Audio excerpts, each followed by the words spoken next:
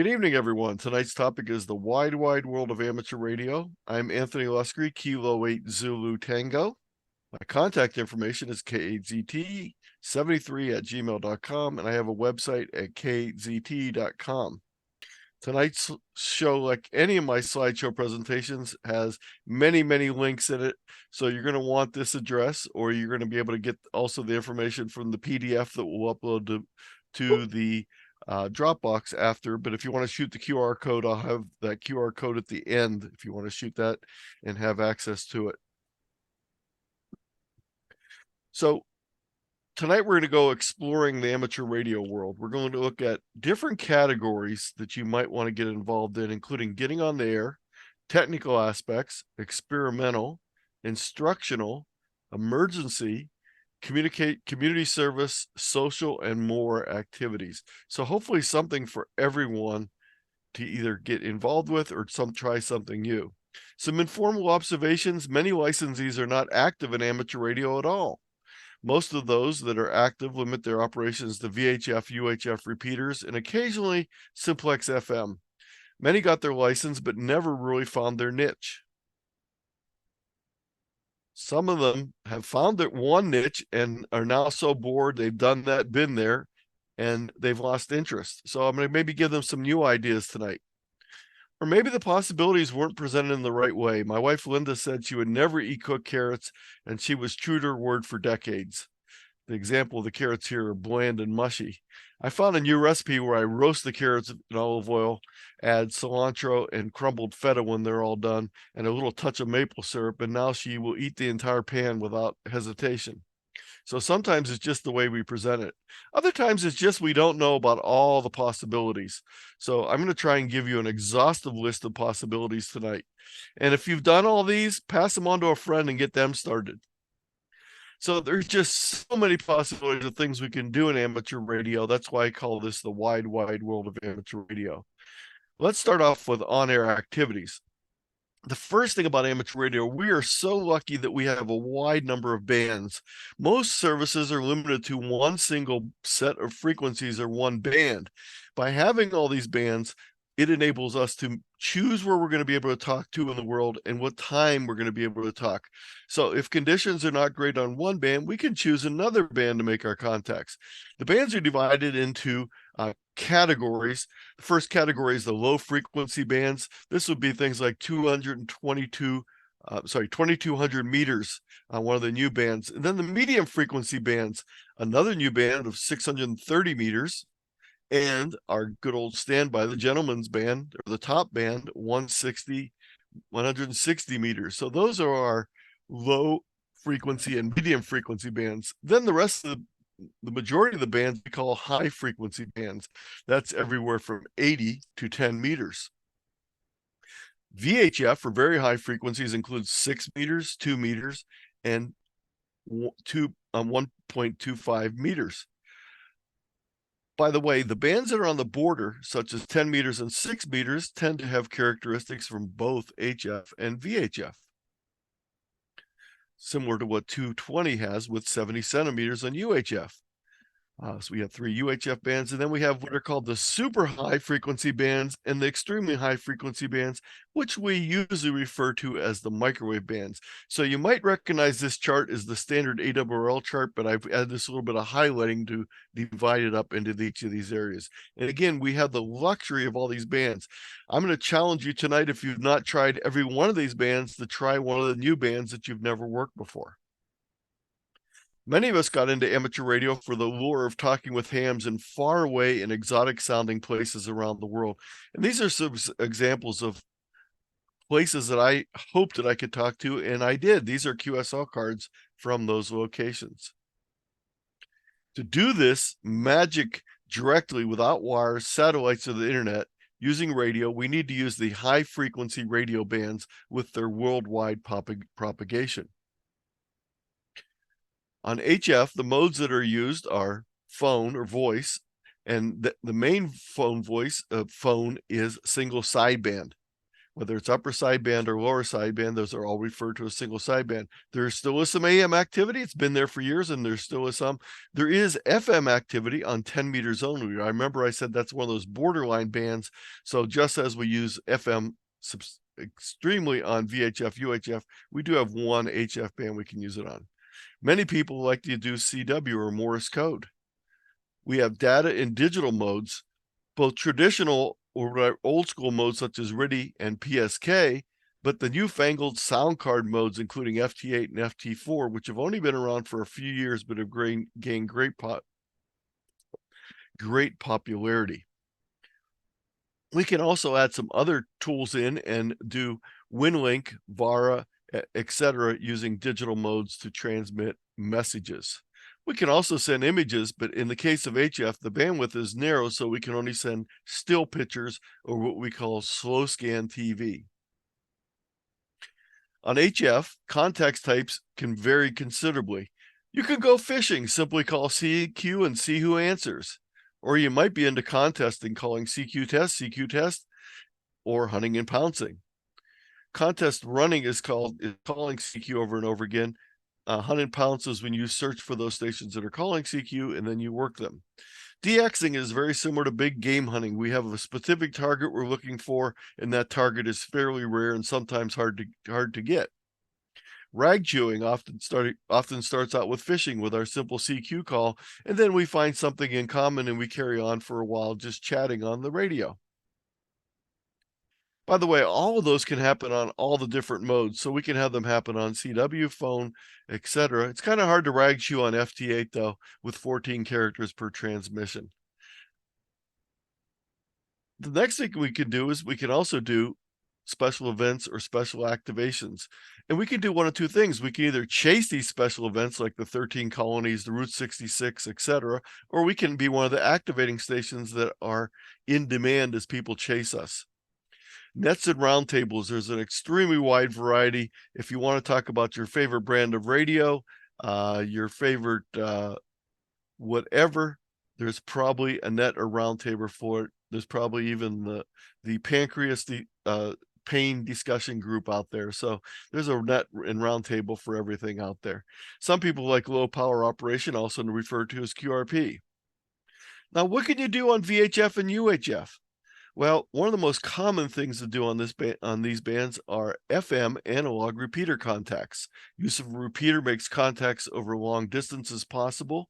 It can act as an easy to find meeting place. Its a frequency is defined with the repeater, so we know where to find our friends if we hang out on the same repeater.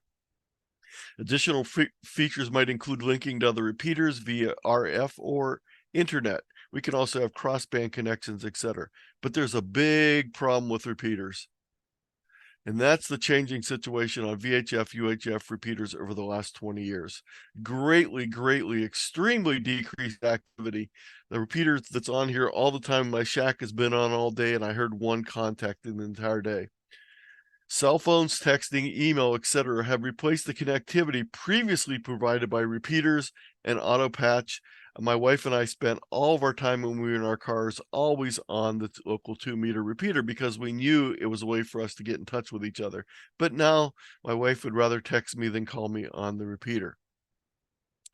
Digital repeaters, DMR, D-Star, Fusion, etc., have splintered users into separate silos, and that one repeater that serves everyone in the community is not there anymore. So unfortunately, repeaters sit there and gather cobwebs. Later, maybe some ideas on possible remedy to this, but we'll talk about that a little bit later. So what else can you do? Well, you might want to try FM simplex contacts. FM simplex contacts were around before repeaters, and they're still around, and they allow us to make a contact without a repeater. Typically, they're limited to shorter distances due to the power level in antennas. Height and efficiency of the antenna are especially important, and that rubber duck just doesn't cut it for simplex contacts. So I'm going to suggest you take a look at one of the links I'll give you a little bit later for the beginners RF series that I did with Marty, N6VI. We did that a while back, and gives you a lot of information on how to make simplex contacts by getting your antenna up and getting a little bit better signal. We can also make FM digital repeater contacts. These are those DMR, D-Star, etc. This can allow us to make sometimes connections over longer distances, not because the radios go further, but a lot of times the repeaters are linked via the internet. These different digital modes, though, are not interchangeable. So if you have D-Star and the local repeater is DMR or Fusion, you're out of luck. There are ways around that, though, using hotspots, which are small software-ran devices that can allow you interoperability with different types of equipment. So the FM VHF UHF bands are not just for FM, though. There's a number of allocations for other uses, and sometimes we forget that. So let's take a look at the 2-meter band as an example. If we look at this chart, we'll see that by rule, the first 14.0 to 14.1 is limited to CW only. But even that is subdivided into two categories. 14.0 to 14.05 is reserved for Earth, Moon, Earth bounce CW, which means we have very low signal strength, and we have to have great receiving, so it'd be very easy to interfere. So that's in a separate area. But then we have a general area to make CW and weak signal contacts. We then have a single sideband section. But unfortunately, both this CW portion and the single sideband portion often sit empty, except for about 4 weekends a year when contests are going on. There is a section of propagation beacons. I don't know of any in my particular area, but there is an area reserved for that. There is also satellite subbands, which are being used. So please do not consider operating FM or single sideband or CW simplex operations in the satellite subbands. There's a section for weak signal and FM simplex, but there's also signal FM frequencies that are used typically for packet radio. There is linear transponder outlets. There are FM repeater outputs, another satellite subband, repeater inputs, and then the main places you should be focusing your FM simplex is in this section of 146.4 to 146.58 and 147 .420 to 147.57. Here's a chart here, shows the breakdown based on state. Some states use a 15 kilohertz spread, some use a 20. But the nice thing is, if you look at the green frequencies, they're in common in both of them. So I know we spent a lot of time, but just realize there's a lot more that could be being done with these bands, and unfortunately, we're not doing it. Weak signal operations, as I mentioned earlier, are most common on weekends. There is some FT8, FT8 activity on 2 meters, but again, it's pretty much usually limited to contest weekends. And to do FT8 on 2 meters, you need a radio that's capable of single sideband. FM doesn't work for FT8, FT4. I mentioned contesting a couple times. Contesting was typically single sideband and CW, but now there's a lot of FT8 and FT4. What else can you do on VHF, UHF? Well, it is invaluable for MCOM purposes.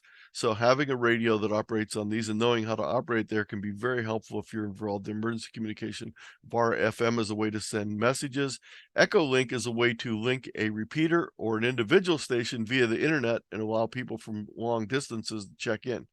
There is SOTA and POTA activity on 2 meters and on 6 meters. So there's VHF, UHF activity for POTA if you're interested.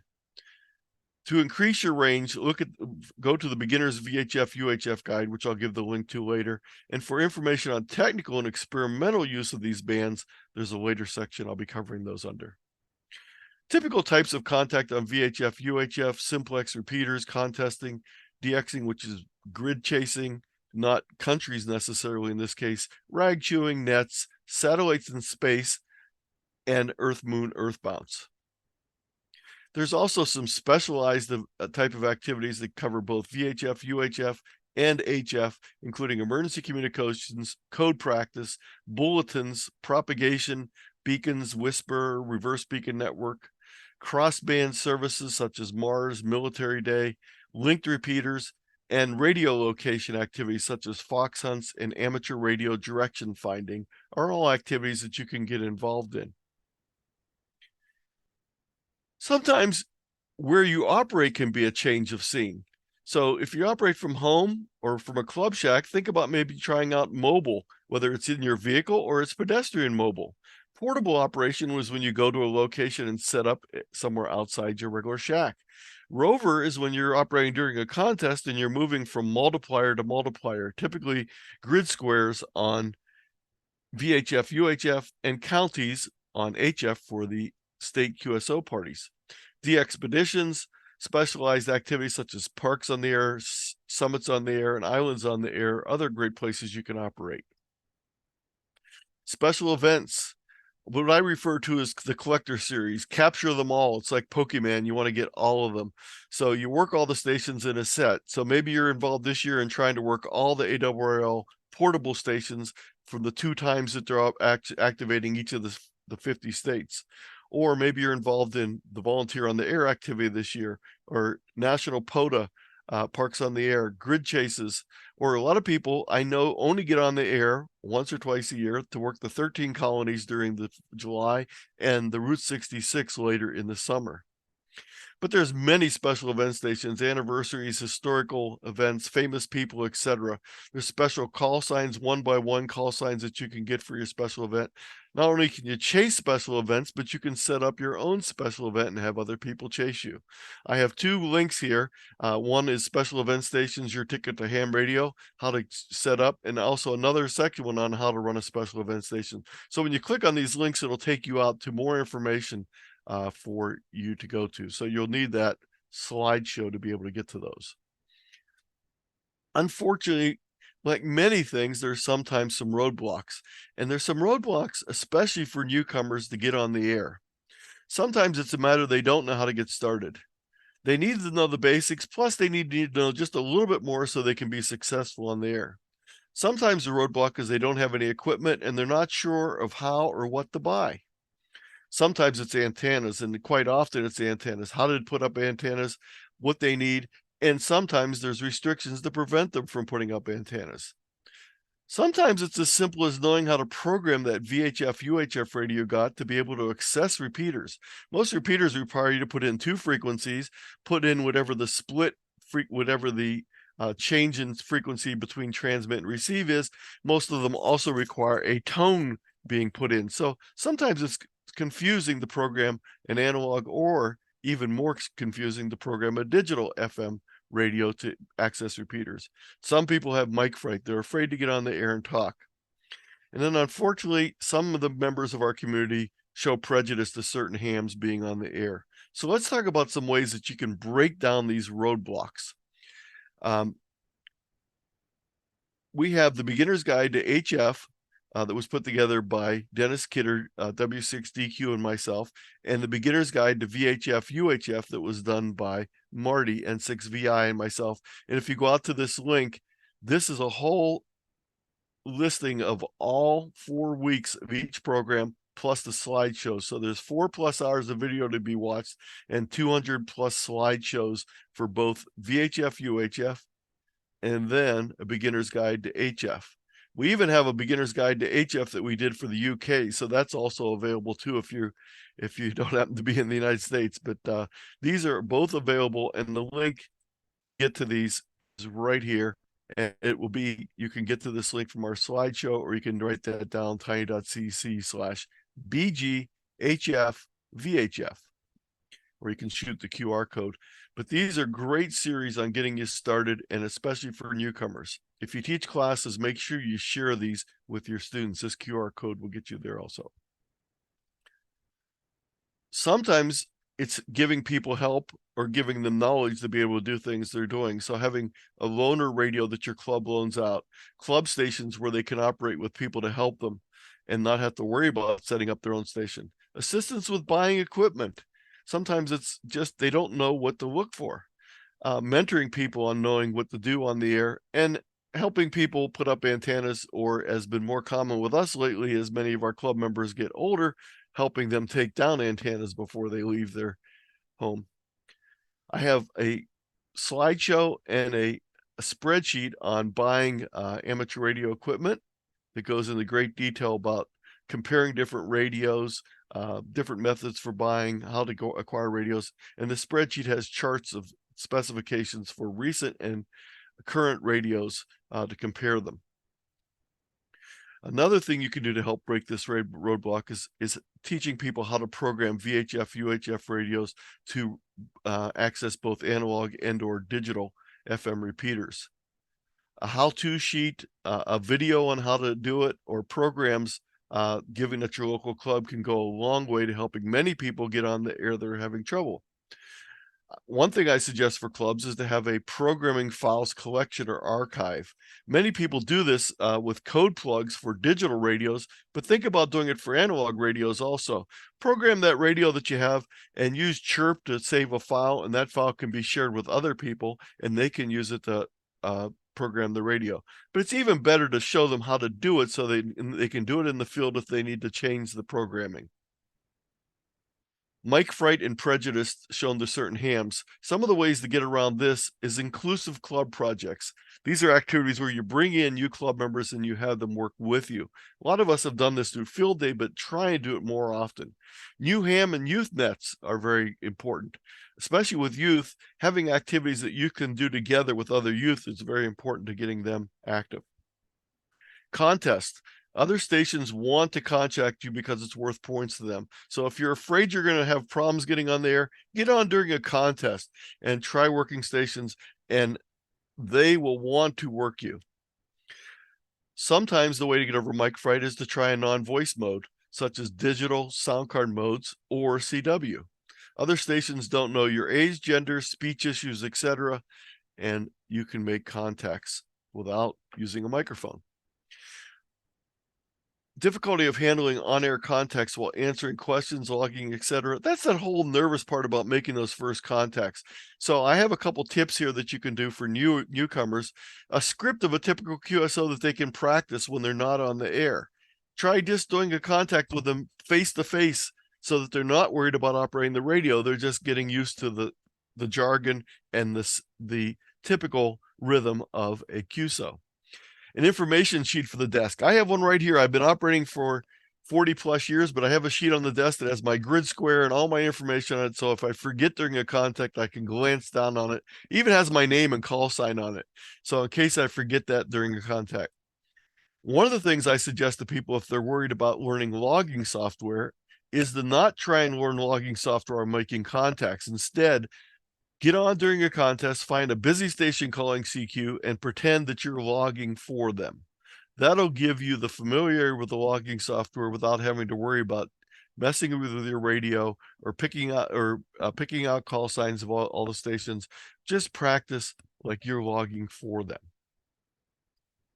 I have a whole slideshow and a video on called Get in the Rhythm, Know the Rhyme, Dance the Dance, How to Make QSOs. And it talks a lot about the timing, which is very critical to being able to make contacts on the air.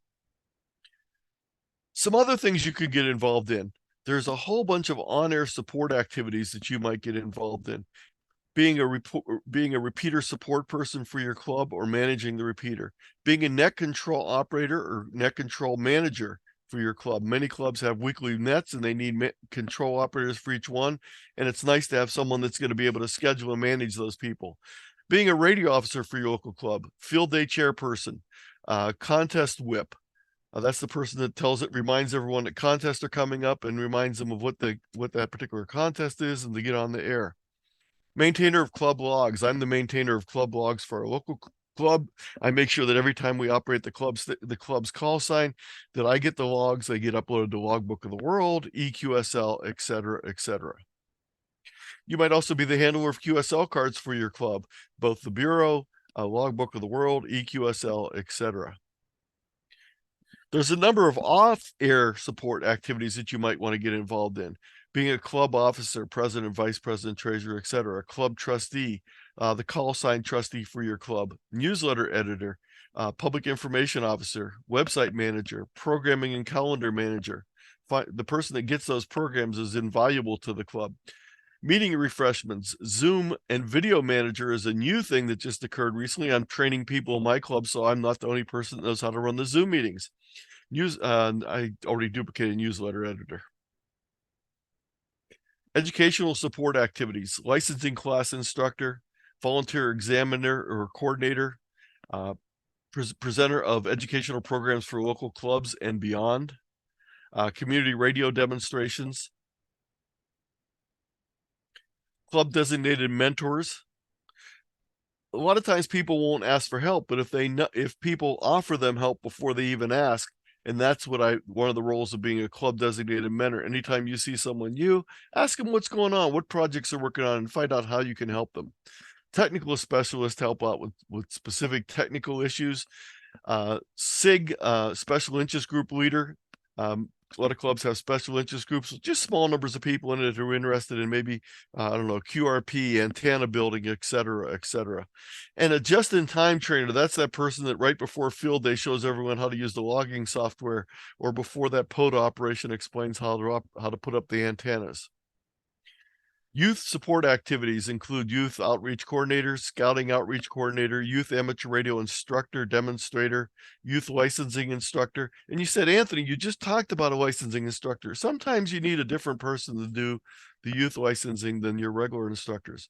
Youth activity planner, STEM connection with youth and DIYers. There's a lot of technical and building activities that don't even involve getting on the air. Kit building, homebrew, circuit design, radio repair, testing and test equipment, experimentation. Tech licensees have full use of the VHF, UHF, and especially microwave bands, which are great for experimenting with new technologies. 72 and 122 gigahertz car radar surplus equipment is a great way to get started inexpensively with microwaves. Mesh networking, providing internet access across long distances using microwave bands. Wideband high data rate communication is available only on these bands where we have the bandwidth to do it. Software-defined radios, artificial intelligence machine learning for digital signal processing, propagation well beyond the line of sight. We typically think of VHF, UHF, and microwave as line of sight only, but there are a lot of other propagation modes that increase that distance, and adaptive protocols using these special bands. Other technical activities include antenna design, building, matching and tuning circuits, feed lines, support structures, installation, and portable antennas. Computers and amateur radio, computers and radio interfacing, computer logging, whether it's general or contesting, computer sound card modes, computer networking, online and remote operation support for a remote radio, repeater controller programming, data management for the local club, website design and management for your local club, domain management. If you're a nonprofit organization, you can apply for a Google nonprofit domain with your club's information, all for free, and have as many unlimited Google user licenses as you want. Create your own emails, shared files, etc. Email management, social media management, newsletter and document online posting, club photo collection. Again, something you can easily do with your domain. Data archiving. Slideshow presentation right here is called Keeping Up with Amateur Radio News. Again, this is another thing that you might find useful that you can work with your club. Emergency communication, training, deployment, management, Skywarn, simulated emergency tests and drills, support for emergency area operators when you're outside of the emergency area. Traffic handling is very popular.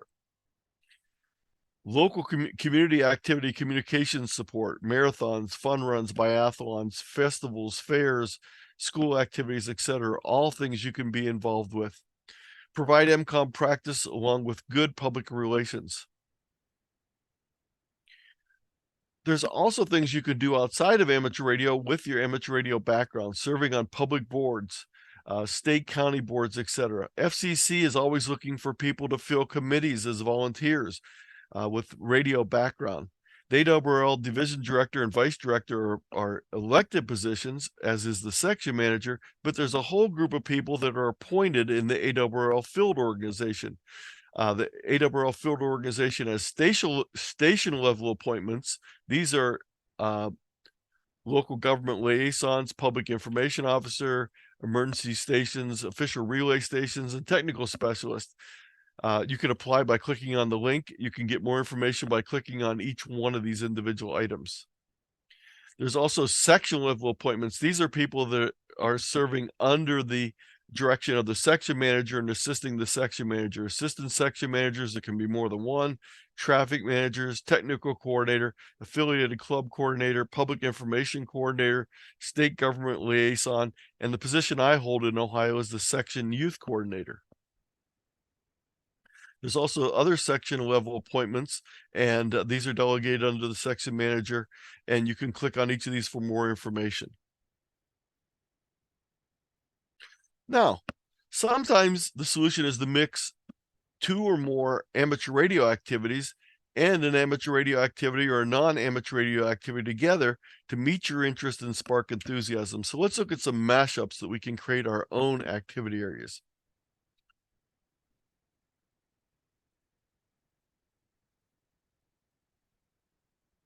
You can take Echolink, use an internet link to your repeater so that people outside your area can make contacts through your local repeater. You might want to take remote operation of club radio via the internet and allow use of the HF transceivers by people that aren't at the club station. Remote multi-op contesting allows you to create a network of operators who all connect together at the same time using the contesting software, and they work as a multi-operator, multi-location station. Adding digital FM mode to your analog repeater. Point-to-point data control systems. Building an MCOM trailer, both building and managing it. Now, sometimes we take a non-amateur radio activity and we mix it with an amateur radio activity. So if you're into camping and hiking, etc., I've got an activity for you, and that's POTA, Parks on the Air. You can do it when you're out camping or hiking, and it involves amateur radio doing Parks on the Air. If you're into vacations or cruising, you mix that with amateur radio, and you can get the expeditions. If you're into art, QSL design is a great way to express yourself in amateur radio. If you're into cars and driving, you can mix that with amateur radio and get involved with mobile operations, roving, or portable operations. If you're into competition and sports, mix in amateur radio, and you have contesting without all the injuries and all the nagging pains of previous injuries. Switch over to amateur radio contesting as opposed to competitive physical sports. If you're into cooking and amateur radio, I'm sure the people at Field Day would love to eat some of your food. Some more mashups with non-amateur radio and amateur radio. If you're into computers and email, but you don't have if you don't have internet or phone service, or you're involved in emergencies, using VARA HF with WinLink is a great way that you can transmit emails. So you may have heard of Pactor 3 or 4 with high equipment costs, yearly software charges, etc. Instead, you can use VARA HF software modem. It's an inexpensive one-time licensing fee, and you can get started with the video right here from a recent RATPAC video on using VARA HF and WinLink. Another mashup, if you're into computers and texting, and emergencies, now not email messages but texting, we can use APRS web chat, APRS messenger, APRS droid. Most hams think of APRS for sending location information, but you can use it as a texting and messaging system. A similar system is called Ribbit, which actually uses cell phones without cell phone service and then transmits the information across the amateur radio bands. And there's a Ribbit video that you can click on the Ribbit site, but there's also a Ribbit video available on the RATPAC list of previous presentations. Amateur radio and non-amateur radio mashups can include activities for your local radio club in the form of field trips. Consider a field trip to a science and technology attraction, a broadcast or commercial radio or television service, historical communications or transportation sites. A visit to the Voice of America site or to Steamtown, USA might be a great thing for your local club if you're in the area. Museums of radio technology, mechanicals, etc. can be great places. Our local club visited NASA's Plum Creek area near me, and my wife remembers that trip more than any other activity our radio club ever did. There's also the EAA Air Venture in Oshkosh, also known as the Fly-In, and if you're into aviation and amateur radio, it's something you probably want to consider at least once in your lifetime. If you're into computers, Echolink allows you to have remote FM access between two repeaters, or just having a PC with the Echolink software installed on it. I have a personal mashup that my wife and I do. I love to operate field day. We both like to travel to national parks, and we both like trains. So we take our field day on the road each year, visit a new state, and operate. We also try and do it in the park, so we also do POTA. So it's actually not just a single mashup, but it's a triple mashup or a quad mashup. I have a whole presentation along with that I did on amateur radio and mixing amateur radio field day and trains. You can also watch the video, and you don't have to just listen to me because my wife Linda KE8ODP presents along with me. Now, the rest of the slideshow are samples from another slideshow, and if you want to see the whole thing, it's called Technicians Life Beyond Local Repeaters. There's a lot more detail that I'm going to show here, but this is the link to the slideshow and the video of me presenting it. So let's just take a look at a couple of these things. First of all, is picking your path. Depending on your license class, there's different on-air activities you can pursue. And if you can't pursue it with a particular license you have, then consider upgrading and expanding the possibilities. But most of these activities work with any license level. The first is a way to use that same stale repeater that you're using now, but do some different things with it. And this is an idea that I didn't think up. This was a gentleman up in Michigan. They came up with a repeater crawl, very similar to a pub crawl. Each week they pick out a number of local repeaters and they move from one repeater to the other, testing their equipment and getting used to trying out these other repeaters. So they have a repeater crawl. They use Google spreadsheets to keep track of where everyone's at on the repeater crawl and how successful they are in getting into each of the repeaters in the area. You might also try some emergency communication on your repeater. CW training can be done across your repeater. Internet backbone modes such as Echolink, DMR, DStar, etc. can use your link to more users. This is the information on the repeater crawl if you want. Keith Armitage is the one that put it together, and if you click on this link, it'll take you out to a page he put together on it. He uses NetLogger software also, so here's the link for NetLogger. CW is no longer required to get a license, but a lot of people are getting involved in it because it's interesting and they want to learn more about it. So one of the things that most technicians don't realize is they have the original novice allocations plus more frequency even on 80, 40, and 15 meters plus 10 meters where they can operate CW with a technician class license. You don't need to be a CW expert to make CW contacts, so see my presentation, Fun with Morse Code, at tiny.cc/FWM. If you are interested in learning code, I suggest you do it with someone else. Have a buddy, either in a class or in person on the air. But I think the best way to learn code nowadays is two outstanding groups that are online. The CW Academy has this from the CW Ops group and the Long Island CW online classes. And I have links here to both of those. And we also did RATPAC programs with both of them last December, explaining their programs. And it's a great way to learn CW, but they're much more than just a simple CW club. For example, the Long Island Radio Group has a boat anchors group. They have an experimenters group. They have a POTA group. They have a whole bunch of other activities. They have over 60 classes a week that you can attend. And this is the link to the video from the Long Island CW class. That's Howard WBU2UZE that created it. Try digital modes, FT8 and FT4, two of the fastest growing modes. They're available to technicians on 10, 6, and 2 meters. So even if you're a tech, you can get on FT8 and FT4, but only on those bands. Please do not jump on 40 meters with your technician license and try and operate FT8. Have a whole presentation on FT8 and FT4 that you can go to. And then some keys to making QSOs on HF and 6 meters. Know how to use your radio controls and settings, learn timing and syntax of typical contacts, know when and where to find stations, understand propagation, DX clusters, reverse beacon network are ways you can find where stations are at, and also find out how strong your station is. Operating during contests is a great way to increase your activity, especially on VHF, UHF. It's the only time in which you will find any kind of volume of people on the weak signal modes on those bands. If you're new to contesting, I have a slideshow Introduction to Amateur Radio Contesting. There's also a video recording of it. If you're an ARRL member, you can go to the ARRL Learning Center and take the 5-module Introduction to Contesting class that I designed. But you do have to have an ARRL membership. There's VHF and UHF contests, 10-meter only contests, and CW contests, all of which a technician can participate in.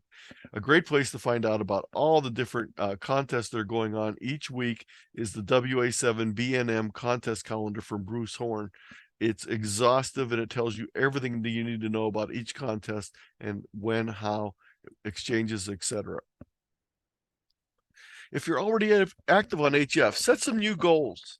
Earn a new level in the DXCC, worked all zones, etc. Set monthly, daily goals for yourself. The great place to see some information on this is at the North American QRP CW Club that was founded by K3WWP, John Shannon. And if you go to this link, it talks about his daily challenge. And he set a challenge of himself to work at least one contact every day on CW with QRP. And he did it for like 10 years straight, and many more than just one contact a day. Keep track of your statistics. Most logging software can assist you with this. And once you've known what you've done, that encourages you to do more. There's 2 year-long activities that are a great way to increase your activity on HF. The State QSO Party Challenge is a overlay to the 47 State QSO parties that take place between February and this weekend. Is the last 2 State QSO parties of the year. New York on Saturday and Illinois on Sunday, but they'll be back in February. And you might want to consider starting the State QSO Party Challenge to do that next year. Another year-long activity is the CQ DX Marathon. This is where you restart your DXCC every year at 0, and you see how many DXCC countries you can work in the year and how many CQ zones. So where I'm at right now, to give you an example, let's bring up my totals for the year so far here. I am currently at, I have to load this file here. Let's just take a second.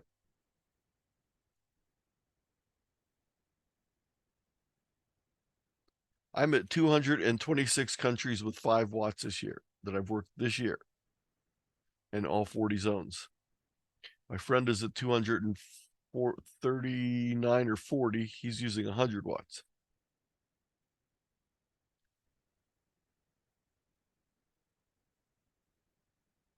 Let me get the slideshow back here. There we go. I have a presentation on these year-long contests that I gave this year at the CQ, at the Contest University in Dayton.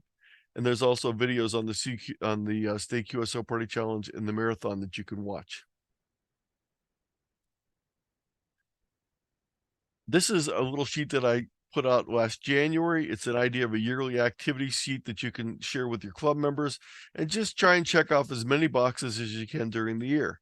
It involves working new bands, new modes, building or installing activities, club activities, and a whole bunch of different things you can try out. And you can click on this link for a copy of it. Portable operations are a great thing if you have antenna restrictions at home, or you like to mix amateur radio with other activities, outdoor activities, or you're interested in POTUS, SOTA, etc. I have a whole slideshow presentation on portable operations. I keep talking about POTUS, SOTA, and IOTA, and these are the links to those. Now, this may all sound a little intimidating. You said, you told me all this stuff to do, Anthony, but you didn't necessarily tell me how to do it. So I strongly suggest, if you don't already have a mentor, you find a mentor. And one of the things that nowadays happens is you might also find your mentor online, in addition to your local club or your local hams. There's lots of websites and mailing lists that are geared towards helping people become better amateur radio operators. One common fallacy is that you can only have one mentor. In fact, many hams have multiple mentors, both in person and online.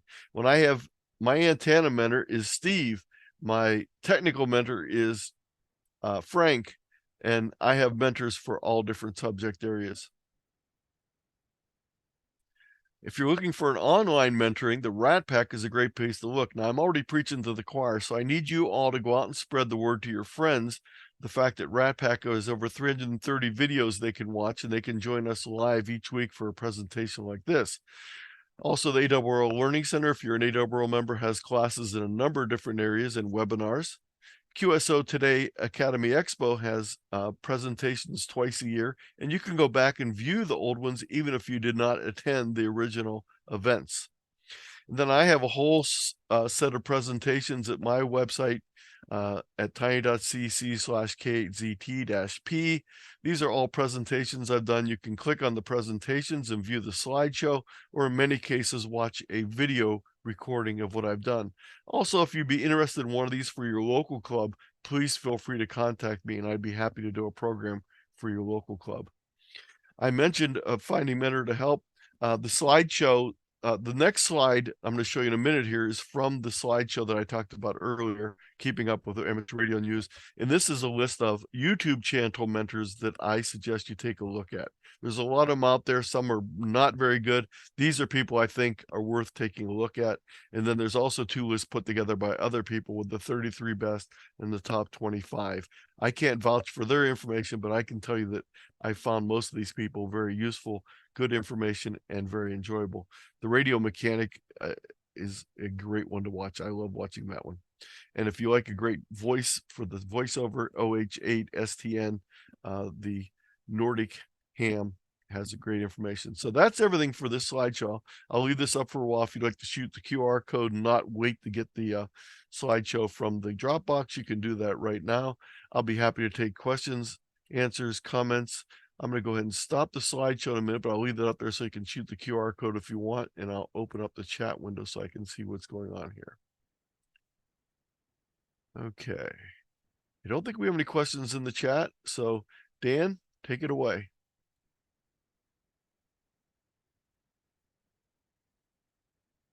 I probably caught Dan with food in his mouth. He's not answering. Nice if I unmuted myself. Came alive. Hi, everybody. Yeah, good. How are we doing in chat? Did you say? I don't see anything in chat. Okay. How about some hands raising up here? Your digital hands. Anybody got a question? Wow, that was a good presentation. Really was. A lot crammed in there. And what I need everyone to do is I need everyone to share this information. So when we put the RATPAC video out, make sure you share this with your friends, your local club, etc. Exactly. In fact, all of our videos and programs we do with RATPAC are available to you. I think we got over 300 of them. Over 330 now. Yes. And if you want them for your club, your group, whatever, download them and use them. That's what they're for. Okay, I'm still looking for some hands up. I'm still looking for something in chat. Dan will be disappointed if I don't go over an hour. This is true. This is true. Well, looks like Barry's giving me a direct message, but I don't see him in the. We have. By the way, if you're not familiar with it, I'm guessing most of you are, but if you're not familiar with it, at tiny.cc/ratpack-list, you can bring up this list of all the upcoming programs and all of the previous programs. And as you can see, we have over 330 videos that you can watch that are pre-recorded on all the different topics. You can choose to look by topic if you're interested in doing it that way, by presenter, etc., by category. Now, the only problem when you do that, if there's more than one presenter, it's going to show the first presenter first, and they're sorted by first name, so they might be hard to find, but you can, that's good because you can find me up at the top here. But upcoming, we have a slight change for tomorrow. Dan, you want to tell them what tomorrow's program is? Yeah, we're going to have Carl, I can't pronounce his last name. Ariola. Thank you. He's with Region 5 of the FEMA. And he's going to give a presentation tomorrow regarding call it iPods, or the method they use for sending out information to everybody. And he's going to talk about it, their expectations, their what they learn from it, so on and so forth. It should be a good presentation. So there is a question in chat from Elizabeth. talking about using humanitarian aid and payments by radio, and I do not know anything about that. So maybe, Dan, that might be a good topic for the future. Yeah, very good Take a talk. look at that and think about that for a future topic. Okay. So there's a question that says, is there nothing listed for October 26th? We're still working on that, but it'll probably be JM, but we don't know yet, correct? No, it won't be JM, but Okay. I am working on one. JM is traveling, going to some various communication related, disaster communication events. And so he forgot about being his turn tomorrow. So he had to Okay. bail out, and he won't be back in time for the next one. Okay, so yeah, if you don't see a date on there, we either haven't scheduled it yet or we're still working. We don't put them there until we might have one that's not confirmed yet, but we don't put them up on the list until they're confirmed. Okay, Gene's had his hand up for a while. Go ahead, Gene. Yeah, good evening, everybody. This is Gene from Killeen, Texas, November 3 X-ray Uniform Sierra. My question is, well, I don't know if it would be a groups.io or some other type of medium or location that where the various test equipment, whether it be an SWR meter, frequency counter, oscilloscope, you think about it, that amateur radio operators can go to or try to locate to find out the basics on how to use all these various devices. For instance, I understand an oscilloscope is a very high-end device to use for the electronics testing. And all the way down to an inline SWR meter. Okay, if the SWR is too high, what do you do next if you don't have a tuner? Does that make any sense? Did I confuse anybody? I have a couple of suggestions, Gene. The first one is if you go to Groups.io, you can put in a search for test, and it'll list a number of groups that are involved in test equipment. Here's HP test equipment, tech scopes, etc. That's one thing I would suggest. The other thing, I'd take a look and search on YouTube and see if there's information on using a oscilloscope, etc. I think that's probably going to be your best bet on there. But the other thing is to find a local person that might be, a mentor that can help you with these things. But there's a lot of how-tos on using test equipment on YouTube. So I would take a look there, but I would also take a look at the Groups.io and see if there's a Groups.io group that matches your information. And there's a lot of information on this sort of thing in this presentation called Keeping Up with Amateur Radio.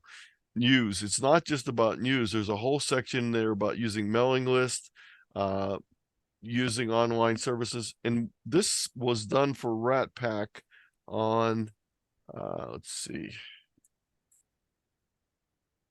on June 8th. So you can watch the video and see the slideshow from that on the RATPAC site. And there's a lot of information on there. It's about 2/3 of the way through. It talks a lot about mailing groups and information gathering like that. All right, well, thank you very much. I welcome. will check into those, and that was very helpful. Thank you. You're welcome. Other questions, comments, suggestions? Dan takes all complaints. I don't see any hands up. I don't see anything more. And I was just reading this thing that Liv's put out. She likes to write. I could use her in my Idaho ARL section here. Okay. Is there anything listed in October that's an oversight?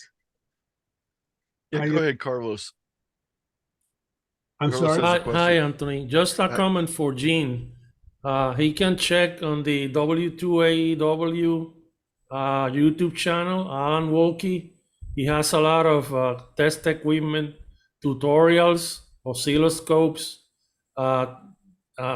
vector network analyzers, working with the Smith charts, the same as the German channel TRX Lab, and also Mr. Carson's lab has a lot of test equipment, tutorials, restorations, modifications, repairs. So those 3 channels are very useful. So Gene can check on them and he will find what he's looking for. In All this, right, what was that? I think, I don't know if it was a call sign or a website. yeah, I'm going to show you the one here. This is the TRX Lab channel. Yes, the TRX Lab is an outstanding channel to Yes. learn troubleshooting skills, reading schematics, analyzing circuits, doing repairs, modifications. The other channel is Whiskey 2 Alpha Echo Whiskey. He is the technical coordinator for New York, New Jersey. Alan Wolke, W2AEW Yes. on YouTube. And the other one, Mr. Carson's Lab. Yes. And those are all listed on this slide right here that I showed earlier. Yes. Here's the TXR Lab. Correct. Here's, I think I have a couple of them on here. Here's W2AEW right here. Correct. And this one, I think, is one of the other ones I would really recommend. It's the radio mechanic guy. He Yes. does some older stuff, but again, if you're into older equipment, he has some great things on older equipment. But the TRX Lab guy, I purchased the radio to Hamfest this summer that was dead, and I got it for a really bargain, a Yaesu FT897, and a remarkable bargain. But the guy said it didn't do anything. I brought it home. I start watching his video on fixing 897, and he showed how to do a reset in there before he did anything else. I reset the radio, and my $30 897 was just fine on all the HF bands. That is all great information. I mean, I'm familiar with YouTube and all the sites you can go to and get gee whiz information. This is very impressive. Yeah, And but take a look at some of these, because I think you'll find that there's some stuff on YouTube you can waste a lot of time on, but I don't think you'll Right. waste your time on the TRX Lab, and I don't think you'll waste your time on the W2AEW site. The TRX Lab, the approach he has is so systematic that if you go through, you're going to learn something, even if it isn't the radio you're working on. Okay, great. Thank you very much, guys. Yes, thank you, Carlos. Other questions, comments? I recommend. Yeah, go ahead, Dan. Oops. Okay, I recommend when we get this thing posted that you download Anthony's program for nice. We have all those links. Ron, you got your hand up there. How's Canada doing? Yeah, it's this is Ron, WA3VE over here in Westchester, Pennsylvania, Chester County, PA. And I do a lot of stuff with scouts. I'm a registered scout leader. I've been doing radio merit badge and demonstrations, JOTA and so on for probably about 25 years. And what I found is that a lot of times the parents have no clue about amateur radio. And I've even talked to folks like Good Game at ARRL and others. And I said, you know, we need to get more publicity out there, because if the parents don't know about ham radio, the kids are never going to find out. For example, I sent messages to 71 scout leaders back about our field day, and we're expecting to finish somewhere in the neighborhood of about the top 5 out of about 80 in our 5D class coming up. Pretty good sized field day, not one response. And so if the information isn't out there in the public about what ham radio is, it's going to be I find it's a very, very tough uphill battle to get people engaged. What I did to try to counter that was actually go to some of the scout meetings and do satellite demonstrations. And I've got staged with our local repeater. We have a very engaging repeater down here, the W3GMS Parksburg repeater in Pennsylvania. And we have people who are ready to talk with scouts directly. It's a lot better than trying to find somebody on HF. But I find you have to get them engaged. But the problem is, that's a bottom-up approach. If we have more from you, like the ARRL, and I'm a senior life member of IEEE as well, and I've approached them as well, have a top-down about, hey, PSAs out there, public service announcement. This is what amateur radio really is. Yes, we still do exist. Yes, we are still relevant. I'm in Aries Races. We got a drill tomorrow that we're going to be doing, simulate a nuclear power plant. I bring all this stuff to the scouts and say, this is what we do. Took my scouts on a 911 visit. We just have to show them. But yet at the same time, we need some real help from these organizations to really get out there in the regular media, the CBSs, the NBCs, the ABCs, and these things, as far as I know, are still free. They're public service announcements. So that's one thing I've been harping on. We're Atlantic Division Director, Bob Famiglio, and all these guys. I got a lot of support there, but it needs to come from the very top. I don't think one last comment I'll mention too is I think the library thing is a really good idea. A library of loaner equipment.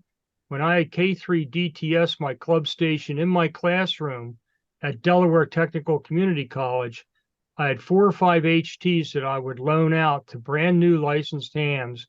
That really works. The other problem is financing. A lot of the youth just have no money. So we're trying to get a pool together of funds, most of the equipment that they can actually lend. So thanks for giving me the floor, but I thought I'd get that out there, especially since we have an ARRL rep on this call here. I really appreciate it. Ron, let me just share. I shared this in the chat. This is the materials I put together this September for scouting activity. So this is the document. It's a tiny.cc/radio scout. This QR code is what we made available to all the scouts. So anyone, scouts or leaders, could bring this home with them. That's all great. These links are active in here. At the end of this is a link to all the materials, including this video that I put together. That's a mashup of public service announcements and information on what is scouting. Take this slideshow home with you by following this link, tiny.cc/what-ar2, or simply skip. The key difference between amateur radio and commercial radio is amateur radio is two-way communications, not just receiving. With millions of amateur radio. But you're welcome to use this slideshow. It's a 13-minute loop, and you can use it. Also, RATPAC did a session on, let me get the date here. We did a session on youth in general and in scouting both. It was on June 29th, and I'm sorry, that's not the one. Let me get the right one. There's a 2-part series. It was on August 30th and September 6th. And this goes into great detail, this slideshow and the video for this. But you're welcome to use any of the scouting materials. And the one I think that's the most valuable one that goes home is this one right here. Let me bring it up real quick.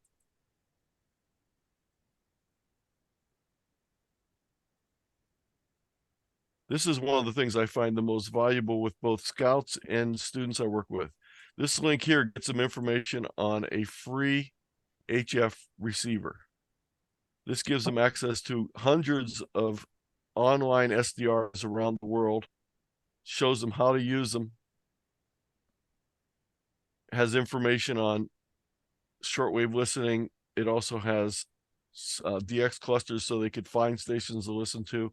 It also has a chart of the amateur bands, what time of day to use it, what to set the filter at, what modes would, depending on what you're on, and notes on different information on them. And I give this out all the time when I'm working with students.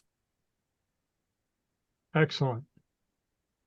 But you're welcome to, all those resources are available, and all those resources are in this scouting document as links within the document or at the very end in this document here. And then this is some of the examples. This is one of the things we did. We had a decoding Morse code that we had these charts made up. We had the phonetic alphabet, and then we also have semaphore and flags. So, and we just did this, and you know, it's hard to tell. We had about 800 scouts go through our booth at this 100th anniversary. So we did this for about 800 kids. I know we got one of them in our licensing class. Now that might not be a high turnout rate, but I don't know what the long term is. And all the scouts weren't from our area, but I know one of the scouts is in our technician class now that we're doing this this month. But you're Okay, welcome to use good. all this material. Thank you. And the same goes back if anybody needs any radio, or you or anyone else needs any radio badge stuff. Yeah. I have complete presentations on that as well. So I don't keep that stuff close to my vest. But I don't think For you're going to everybody. see it. I don't think you're going to see anything come down from the top. I think it has to all be bottom up like we're doing right here. That's what I'm afraid of. Okay, Yeah. thanks. But yeah, we're up for it. Okay. Very Great, good. great. Thanks, Anthony. You're welcome. Yeah, thanks, Ron. Apologize for your messing up your name. Oh, heavens no. I used to tell my students it's easier said than read. It's Medikevich. It doesn't look that way though. Okay, I'm glad that you pronounced it for us. Not Sounds a like problem. something you drink. Okay, I'm gonna do some muting here. Ron, I got you muted. Anthony, I'm not gonna mute. I need to know, are there any more questions out there?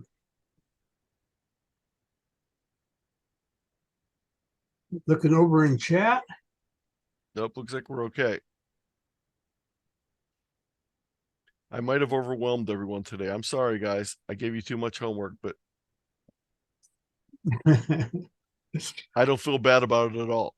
I'm getting some questions over here regarding our chart for what's coming, and if it changes. We have yesterday was a presentation we had all planned, worked out, and everything. And last minute, the person could not show. He had a professional obligation he had to fulfill, so we had to make a change. We had to do something different. So if the spreadsheet is blank, just consider a TWA or whatever you want to call it to be announced, and we'll fill it in as soon as we get these. Yeah, and I'll be changing this as soon as I get done with this talk today. I'll change this one out to the one for tomorrow night, and we're okay. We have a couple of spots here that we try to, as I said, only put things on here we have confirmed. So you'll often see dates that might be missing on here because we don't have something scheduled for that date yet, or it's not confirmed yet. Yeah, if it's a big thing between getting them scheduled. We often get them scheduled. Getting them confirmed is the next step. If we get them scheduled, it usually will confirm. But every once in a blue moon, we have one like the one for yesterday or for tomorrow that just falls to the crack. So we keep those lists up as close as we can, but it's kind of hard to. Like I said, it's like a big moving target. Well, let me just mention a couple things while we have the chart up here on the screen. You are seeing the screen share. There's a couple coming up I don't think you're going to want to miss. I think the one on November 1st should be great. It's the Halloween special, the Haunted Band 219 to 220. Whatever happened to that rest of the 220 bands, you're going to want to come for that from Michelle. And then on November 8th, we have holiday gifts for hams. So get some ideas that you can pass on to other people. And then on the 15th, we have Tom Pereira, who's known internationally for his talks on the Enigma machine.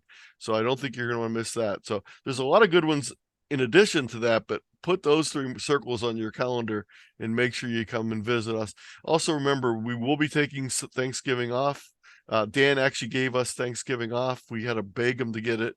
And we're also going to take Christmas and New Year's off. Dan runs a tough ship here. We got to keep going, but we convinced them that we needed the holidays off. Let me tell you how this works. We have a group of people. We meet once a week, and by and large, the person that has the spreadsheet up has got control, and that's usually Anthony. And if he decides he's good, he'll start typing in, and we have to do a lot of hollering and screaming before we can talk him out of something or into something. But it's a group effort. Everything we do is a group effort. So I'm at this point, unless there's something more, questions out there, one way or the other, open up for general comments. Anybody got anything to say on the fly? Okay, folks, I'm going to say 73s. I hope to see you tomorrow night. If not, I'll see you next week.